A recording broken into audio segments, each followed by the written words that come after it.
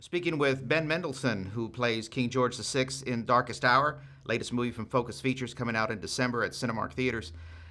Ben, you have some big shoes to fill. Indeed. In playing King George VI. As an Australian, how much did you know about his story beyond what you saw in the King's Speech? Not a lot. Not a lot.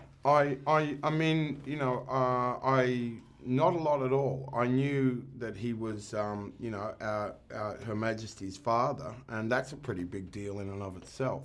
But no, I knew very little. How do you approach a character like this? Because you study about him, then you might see the iconic role that Colin Firth did.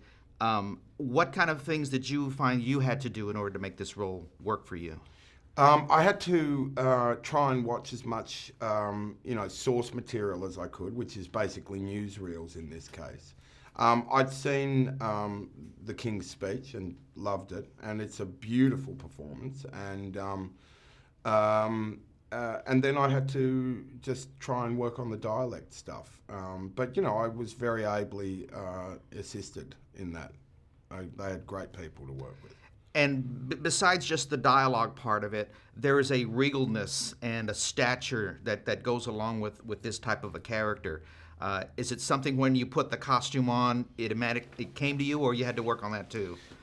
When you put the clothes on, you can feel it a little more.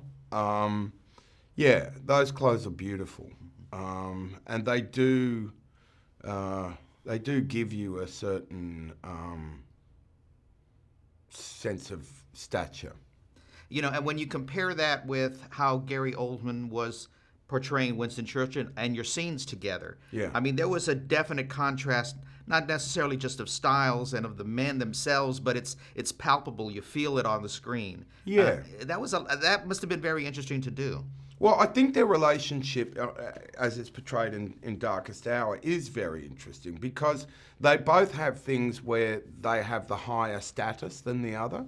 I think Winston has, certainly achieved a lot already in the world by the time George is sort of thrust into the position of being king. He wasn't meant to be king, but George is the king. And so there is two different opposing sort of ideas of their status. And that makes it a very interesting relationship. But in the same way, there were, as you said, George was kind of thrust into that role. Winston kind of the same way. It kind of happened to him. So in many ways, they were very similar too.